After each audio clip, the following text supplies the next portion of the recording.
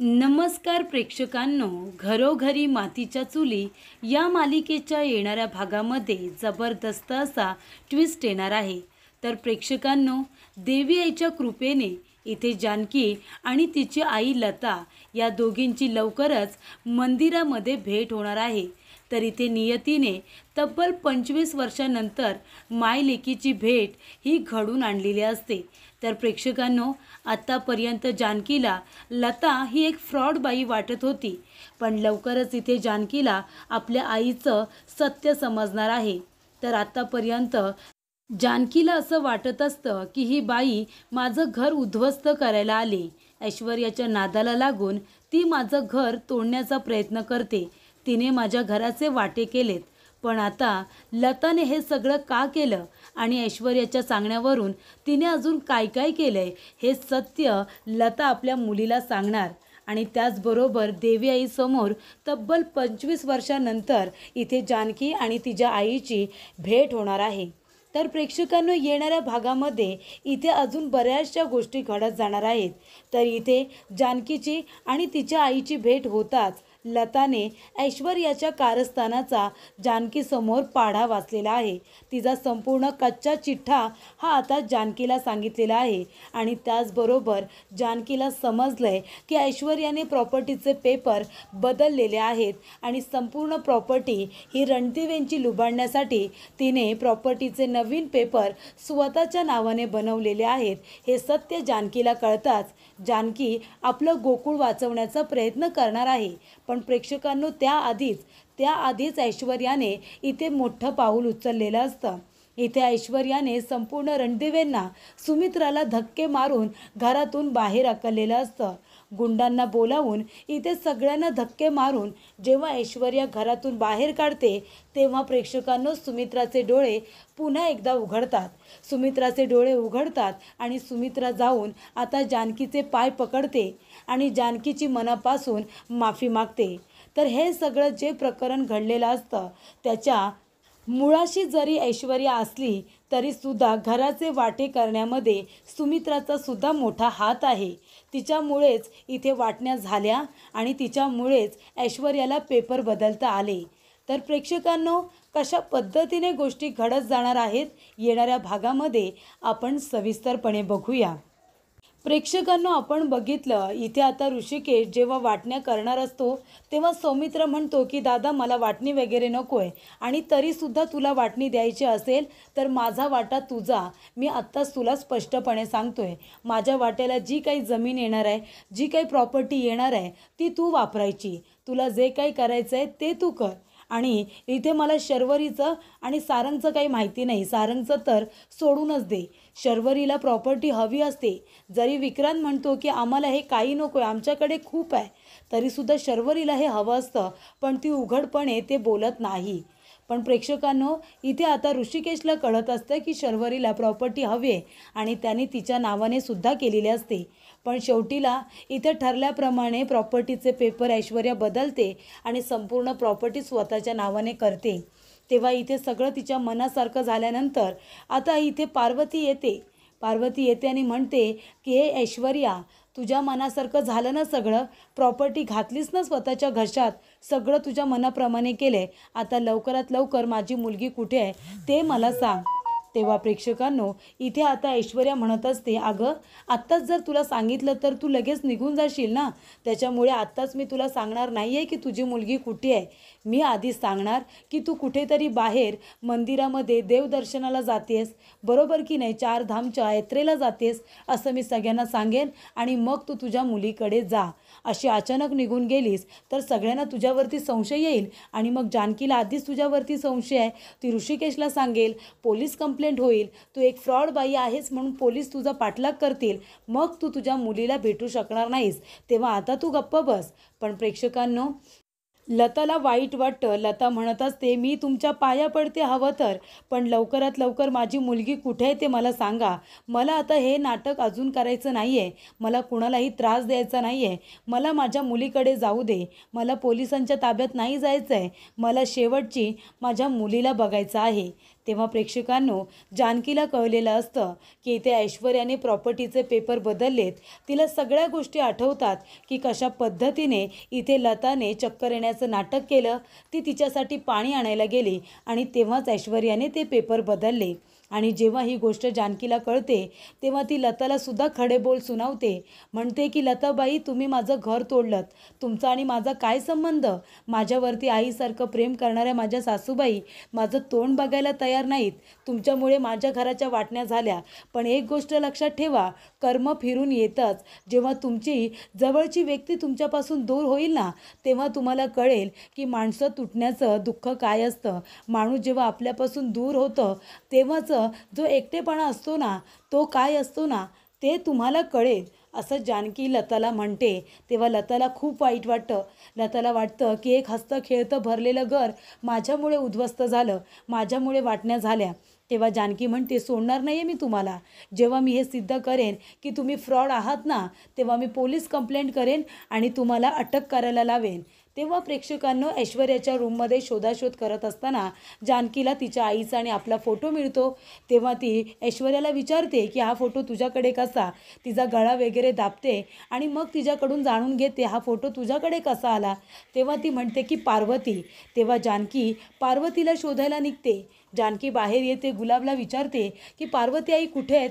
पार्वती आईंना माहिती असेल की माझी आई नक्की कुठे आहे. माझ्या आईचा फोटो त्यांच्याकडे आहे म्हणजे नक्कीच त्यांना माझ्या आईबद्दल काहीतरी माहिती असेल. तेव्हा प्रेक्षकांनो, जानकी आपल्या आईचा शोध घेत आता पूर्ण मार्केटभर फिरत असते. तेव्हा ती मंदिराच्या बाहेर जाते. तिथे काही लोकांना विचारत असते की तुम्ही एका बाईला बघितलंत का? गुलाबा रंगाच्या साडीमध्ये आहे आणि 60च्या वयेपर्यंत असेल, अगदी 60पर्यंत असेल. अशा बाईला तुम्ही बघितलंत का? असं सुद्धा जानकी विचारत विचारत जात असते. तेव्हा तिथे गुरुजी असतात. ते तिथे उभे असतात. तेव्हा जानकी म्हणत असते, गुरुजी, तुम्ही एका बाईला बघितलंत का? गुलाबी रंगाची अंगावरती साडी आहे आणि तिचं वय साधारण 60पर्यंत आहे. इकडे आली आहे का? तेव्हा इथे ऋषिकेशला सुद्धा कळतं की पार्वती आई घरामध्ये नाही आहे. तेव्हा ऋषिकेशसुद्धा शोध घेतच असतो. तेव्हा इथे आता सारंग घाबरलेला असतो. सारंग म्हणतो, ऐश्वर्या आता काय करायचं? आता कळलं जानकी वहिनीला की तो फोटो तुमच्याकडे होता आणि तिची आई ही आता पार्वतीला माहिती आहे असं तुम्ही सांगितलं. जानकी वहिनी पार्वतीचा शोध घेणार आणि मग ती बाई जानकीला सगळं सत्य सांगणार. मग जानकी वहिनीला कळेल ना की तीच तुमची आई आहे म्हणून, आणि तुम्ही ही गोष्ट तिच्यापासून लपवून ठेवलीत. तेव्हा आता आपण काय करायचं? आपल्याला आता शेवटचा डाव टाकलाच पाहिजे ऐश्वर्या. तेव्हा ऐश्वर्या म्हणते, तुम्ही काळजी करू नका.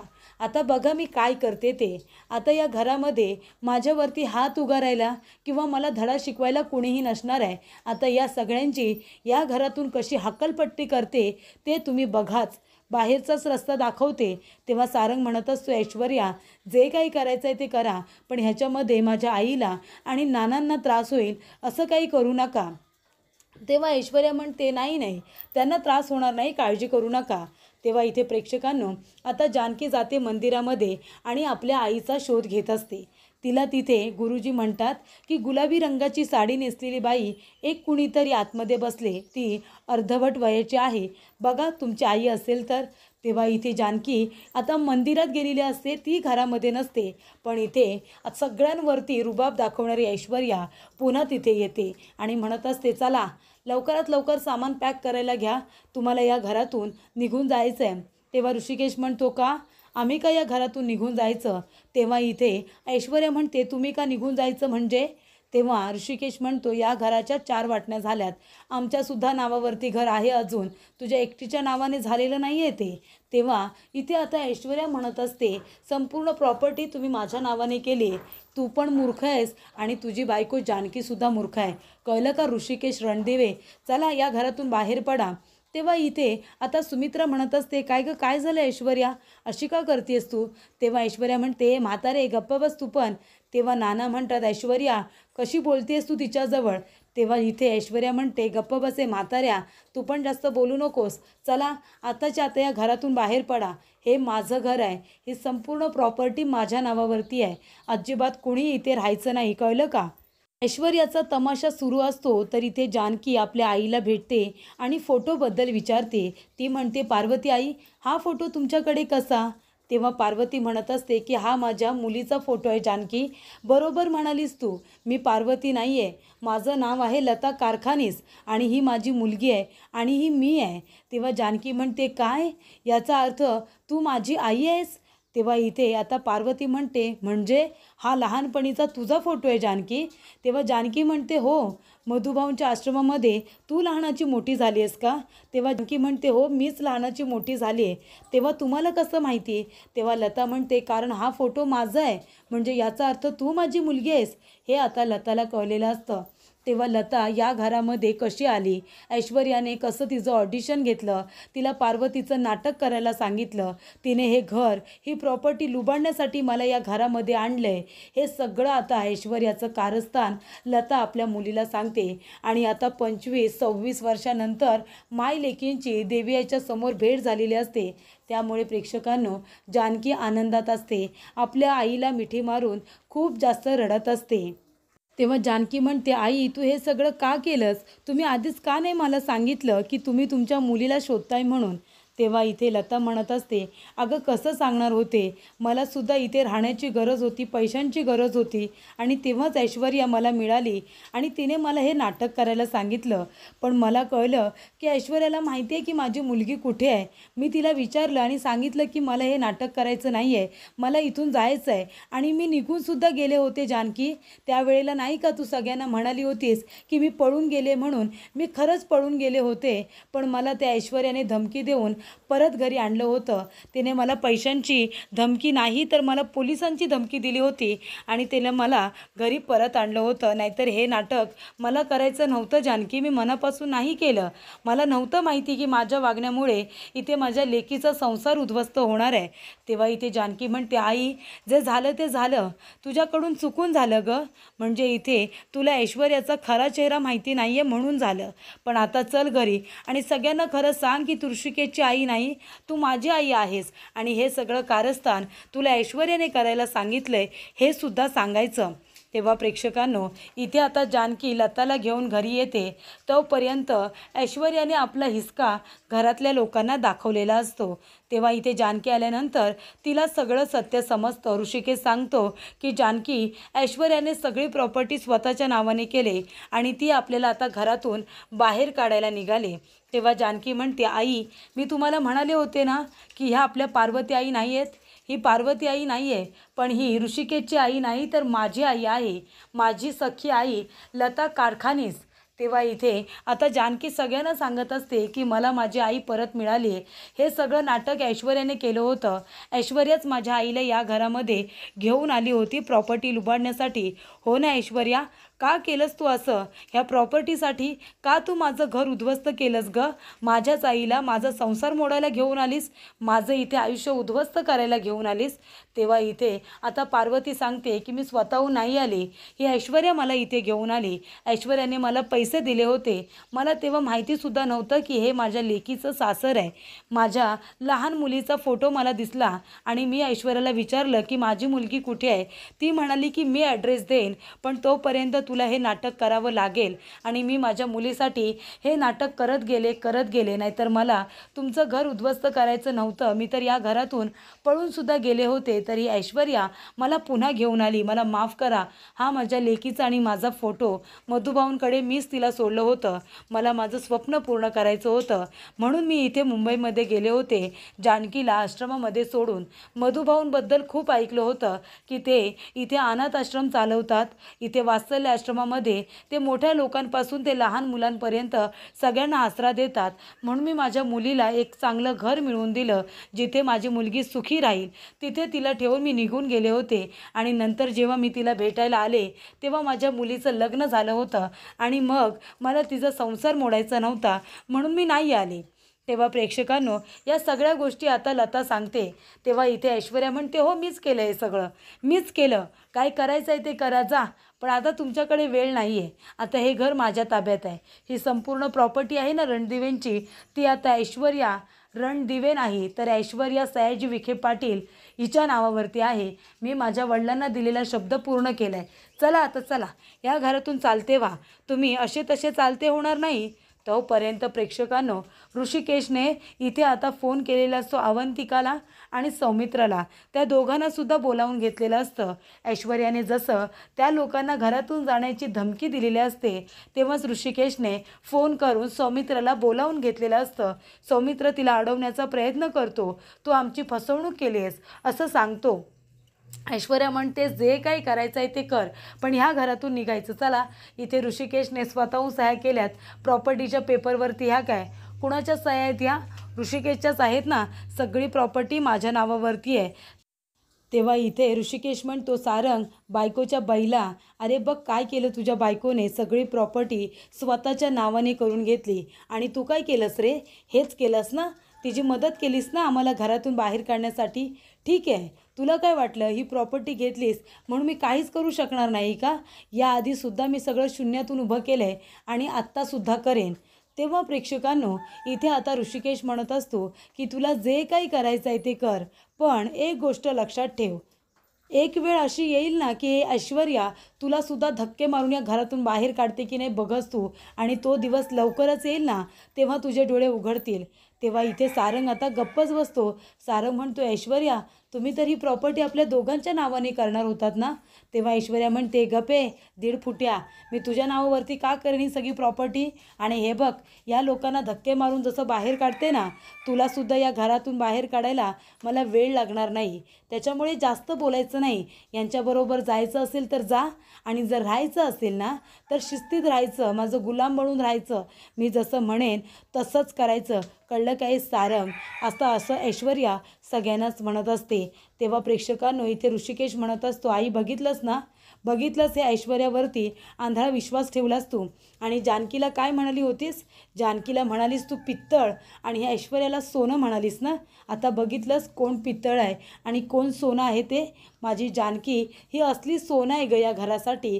पण ती कितीही काही केलं ना तरीसुद्धा तुम्हाला कुणालाच तिची किंमत नाही आहे.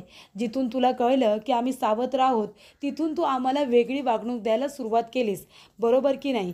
तेव्हापासूनच सावत्रपणा आड यायला लागला. तेव्हा सौमित्र म्हणतो आई बघितलंस ना, आज हा दिवस कुणामुळे आला असेल तर तो तुझ्यामुळे आला आहे. तू त्या ऐश्वर्याला डोक्यावरती घेतलंस, तू तिच्यावरती सगळं माहिती असूनसुद्धा विश्वास ठेवलास आणि तिच्याकडे प्रॉपर्टीचे पेपर दिलेस. का दिलेस तू? तुला ठेवता आले नसते की ती ऐश्वर्या आता तुला इतकी चांगली वाटते का? तिने नानांना धक्का दिला, तिने नानांना मारण्याचा प्रयत्न केला, किडनॅप करायला सांगितलं तिच्या वडिलांना. इथे ऋषिकेश दादावरती आपल्याच नानांच्या खोट्या खुनाचा आरोप केला, त्यांना पोलीस स्टेशनमध्ये पाठवलं. एवढं सगळं करूनसुद्धा त्या कारस्थानी ऐश्वर्यावरती तू विश्वास ठेवलास आणि जानकीवरती अविश्वास.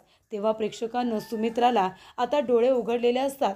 सुमित्रा म्हणते जानकी मला माफ कर ग जानकी, मी पुन्हा चुकले, मी पुन्हा माती खाल्ली. मी तुझ्यासमोर हात जोडून तुझी माफी मागते, प्लीज मला माफ कर, मी पाया पडते तुझ्या. तेव्हा जानकी म्हणते आई हे काय करताय तुम्ही? तुम्ही माझ्या आई आहात. अहो इथे आईने माफी मागायची नसते मुलीची, तुम्ही काळजी करू नका.